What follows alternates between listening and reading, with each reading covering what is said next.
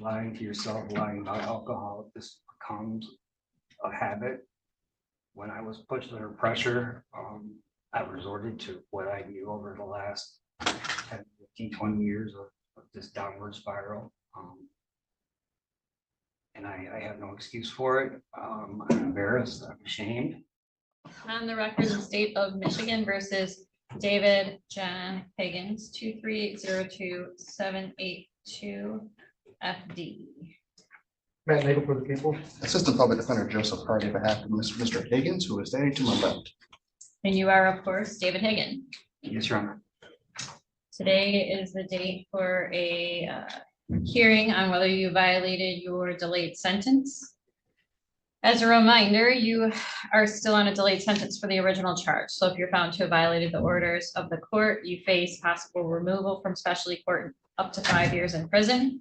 You have the right to have an attorney. Mr. Hardy is representing you today. You have the right to have a hearing where it must be proven by a preponderance of the evidence that you violated the terms of your delayed sentence.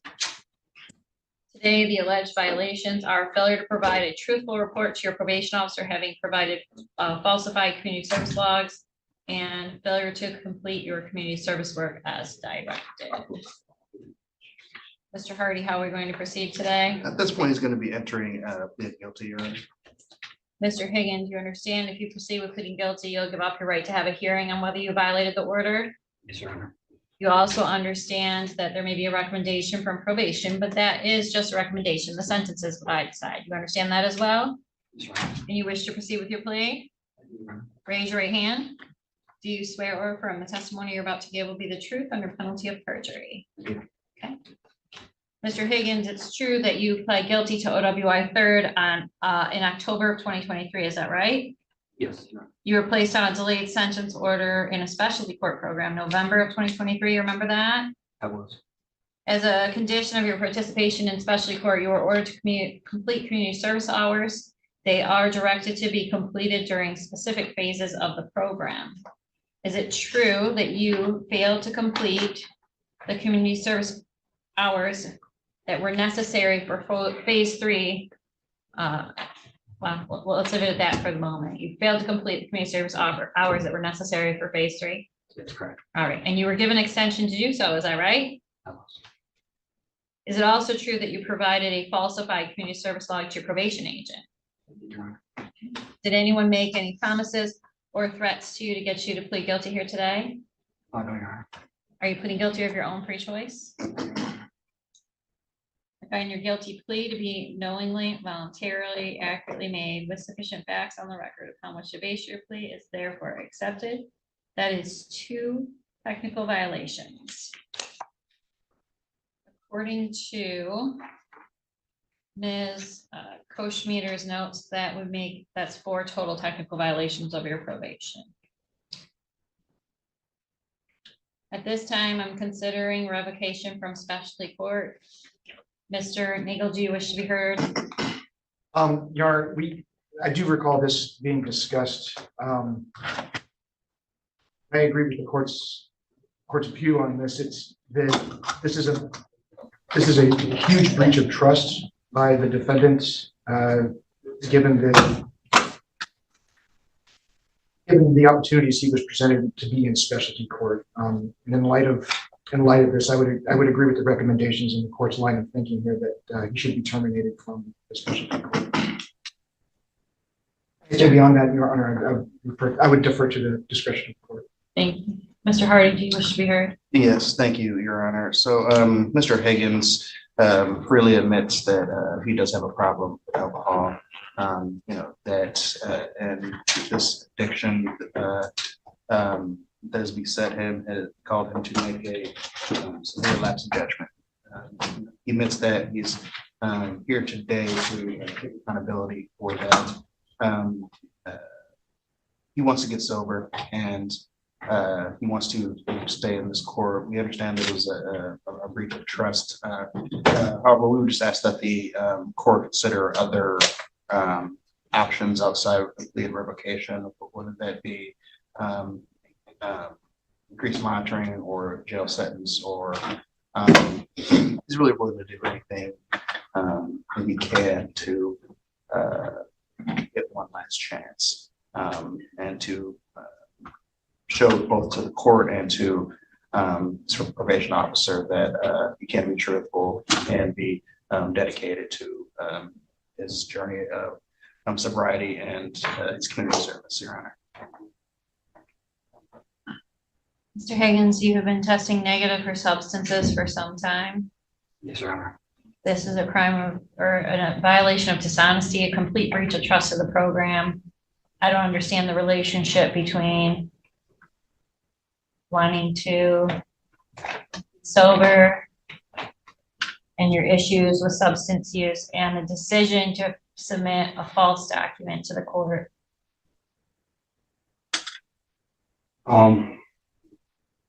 Addiction over a period of time, has cost me a lot, taken things from me. I don't even know. It makes it hard to be honest with yourself as you go through the step work.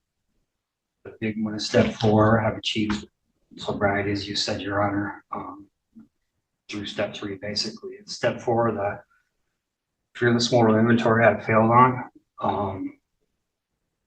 I guess lying to yourself, lying about alcohol, this becomes a habit.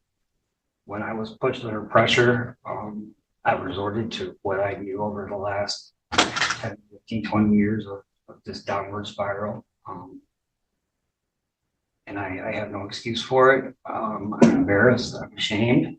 I've lost a sister, I've lost friends, I've lost the finances of Lisa, I've lost so much, and it's like being in a pool and wanting to swim out of it, but you just can't. I've gotten to the point where I'm sober, but I behave like an addict. Dave Napor, called me a dry drunk about 2-3 months ago when there was an issue that is accurate, and I have not since then been able to get past that.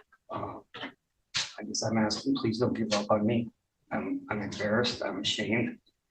I know recovery has to be the seminal part of my life moving forward as long as I live, more than ever. And I want to get to the point where I can get back to the next me that walks in and, needs help and has these issues.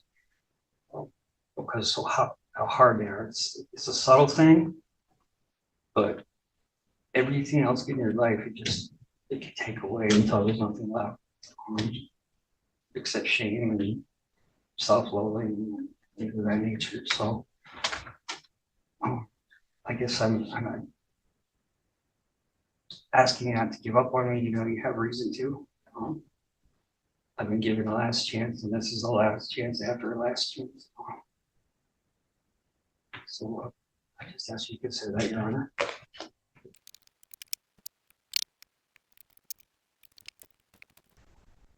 Mr. Higgins, I hear you, and I want to believe that you have full recognition of what you have cost yourself.